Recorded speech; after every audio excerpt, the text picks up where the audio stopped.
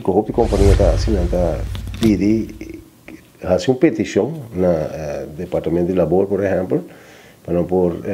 buscar um gente de afora. O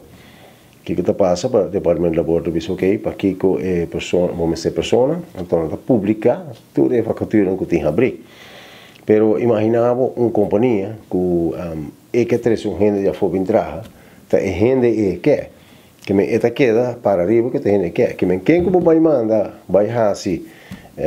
um interview se canal não nota tu me vou tenho que insistir para entrar para tu gente pero assim na mesma portanto tu me da sua anda bola que vai casa passou a intenção de companhia para trazer um gente de afora por exemplo então aqui não vou ter vista segundo as leis novo por exemplo lei de keten en aansprakelijkheid um opdrachtgever, de companhia eigenlijk, não está responsável para pagar sociale lasten na mensen como pagador. Hasta se você busca onderaannemer, opdrachtgever está responsável para você, que não tem que aguentar placa dentro de onderaannemer, para assim pagar sociale lasten aqui. Não saco de subcontratista, não? Utilizando trabalhadores localmente, que legalmente, botar a de companhia que não está paga a social lasten. Que a lei que é bem para esse,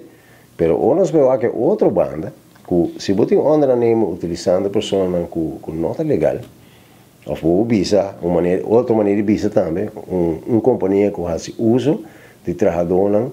que bota quita a oportunidade de trabalhador local de trabalhar. Companhia não que está pior, porque nisso não quer pagar, não pode pagar, social lasten, não pode não registrar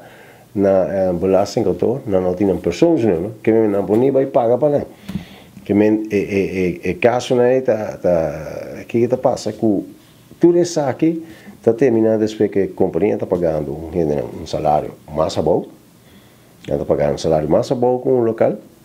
não está pagando nenhum social lasten para não, que nenhum AUV um SSB, não está pagando um AZV, um general pensão e um belasting tampouco, loonbelasting tampouco. Também tudo isso aqui não está em ordem de entrada não do país que você vai perder, que você nota N, mientras se você tem trabalhador local, sim, bota N placa aqui. Agora,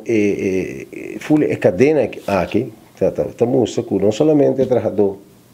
para oportunidade de trabalhar na rua, mas o governo também para a entrada.